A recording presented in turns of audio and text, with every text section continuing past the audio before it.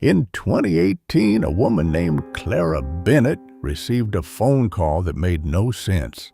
A lawyer told her someone had died and left her everything: the house, the bank accounts, the investments, nearly $6 million. There was only one problem. Clara Bennett had never met the man who left it to her. Not once, not in person, not online, not even by accident. But the documents were real. The will was legal, and her name was written in his handwriting, which raised a disturbing question. Why would a stranger give his entire life to someone who didn't know he existed? My name is Walter Sheldon. I am the last archivist of unresolved inheritance cases. These files were closed by the courts, but not by the truth. Before that phone call, Clara's life was painfully ordinary. She was a librarian in a small town in Oregon. Quiet routine, predictable days, books in the morning, coffee in the afternoon, silence at night. She lived alone in a modest apartment. No scandals, no secret wealth, no mysterious relatives, just a calm, uneventful life. Until the lawyer told her the name of the man who had died, Arthur Langley, a retired investor, a private man worth millions, and according to his will, Clara Bennett was his only heir. Clara was convinced there had been a mistake. Wrong person, wrong identity, but the lawyer confirmed everything. Arthur Langley had personally written her name into the will 3 years earlier. Not his family, not a charity, not a foundation. Her. The strange part? Arthur Langley had 2 living nephews, both expected to inherit the fortune. Instead, they received nothing. Just a single sentence in the will: "My family already has what they deserve," and the rest went to a woman who had never met him. The nephews immediately challenged the will. They believed Clara had manipulated him, or worse, that she had secretly influenced him. But investigators found no connection. No phone calls, no emails, no messages, no meetings, nothing.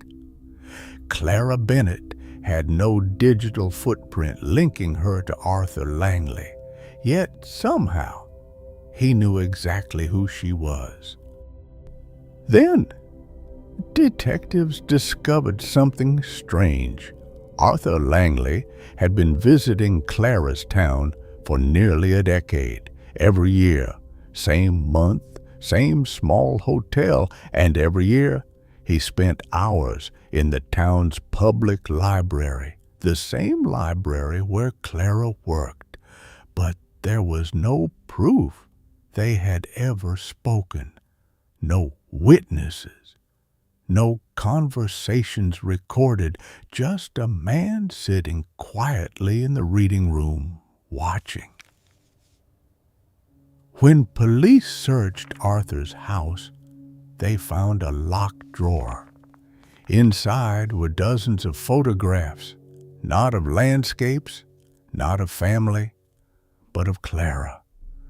Walking into the library, reading behind the desk, closing the building at night, pictures taken over 9 years.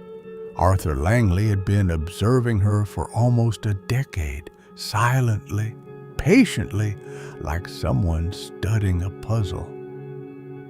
But the strangest discovery came from Arthur's personal journal.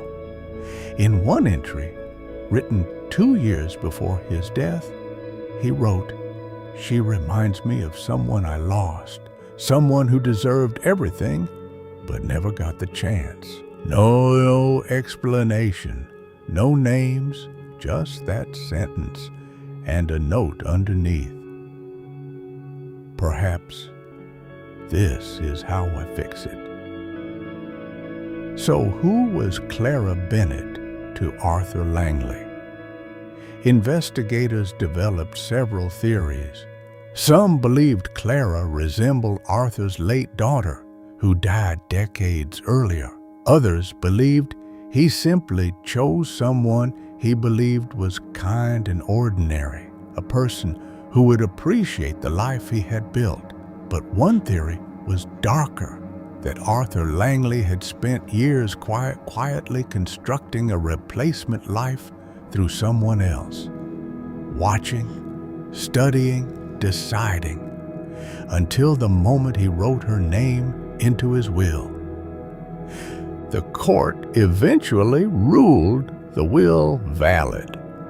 Clara Bennett inherited everything: $6 million, a mansion she had never seen, and a mystery she would never fully understand, because the one person who could explain it was already gone. Some fortunes are earned, some are stolen, and sometimes they are given to strangers for reasons that will never be explained. And that raises a final question. How well do we really know the people who are watching us? Because sometimes the quietest lips hide the strangest stories. And here, on the Lost Will Files, we open those stories one by one. If you enjoy mysteries like this, forgotten fortunes, strange beetles, and the secrets people leave behind, subscribe, because the next file we open might be even stranger than this one. And trust me, there are many more vaults left to unlock.